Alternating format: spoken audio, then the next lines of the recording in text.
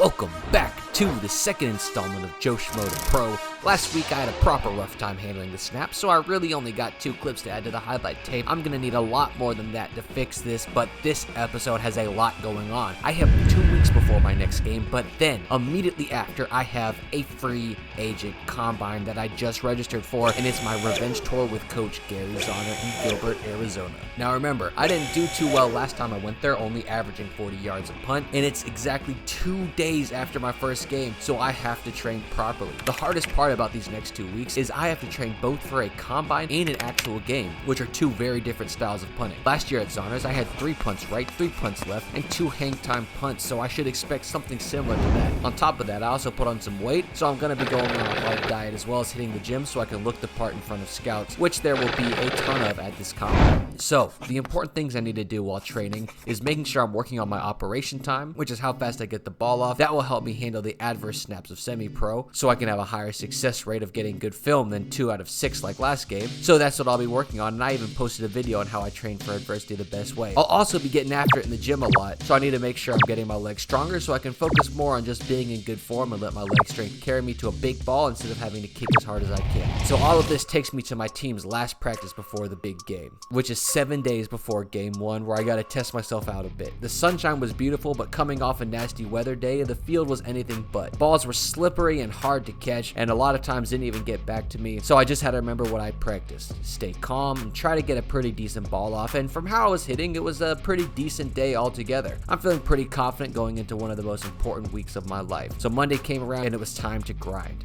Took on the day with some legs to really help those muscles fire so I can smoke the ball, and then after that I went to go get some kicking work, just focusing on striking a clean, smooth ball and get myself in the right mental space for both a game and a combine. But then everything came to a halt on Tuesday.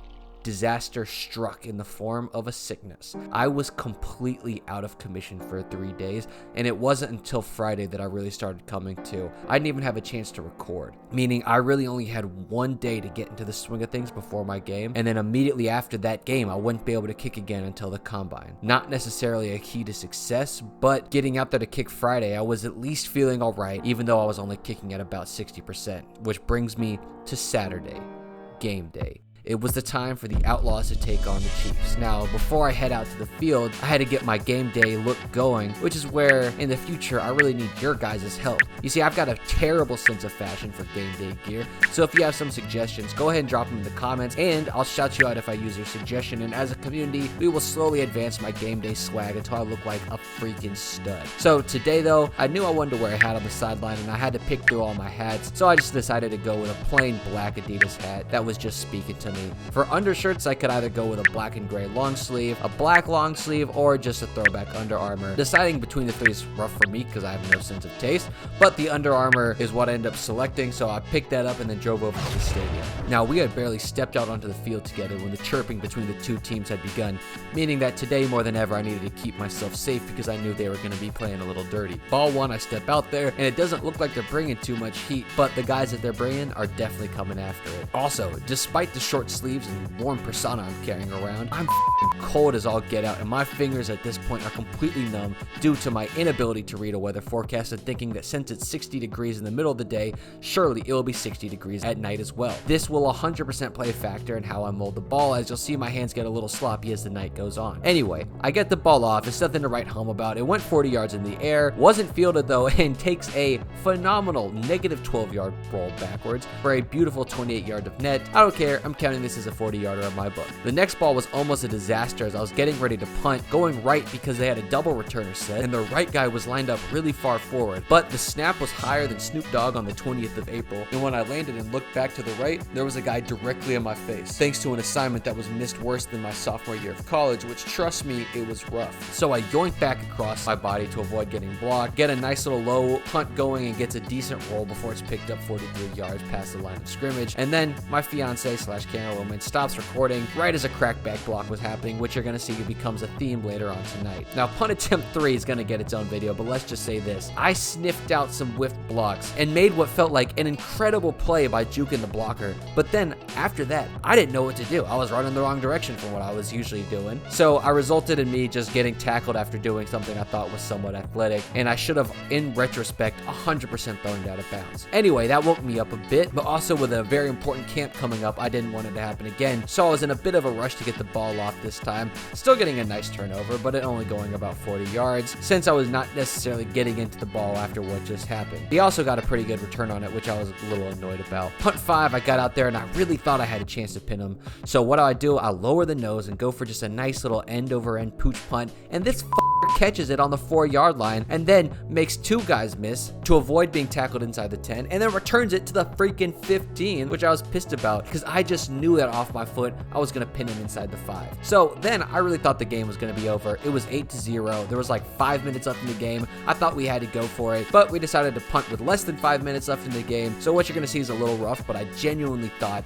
that that was my last punt, so I was completely unprepared. I tried to go out there and hit a little dart out of bounds since this guy was returning pretty boldly, but as you can tell, it's a mishit that hooked up the hash, but stuck to the true premise of being low, and I was just like, well, me right after it left my foot. And this guy took it across the field, got 2 uncalled crackbacks, and injured one of our players, all because I had a mishit. Now, that's the real penalty to bad punts, guys.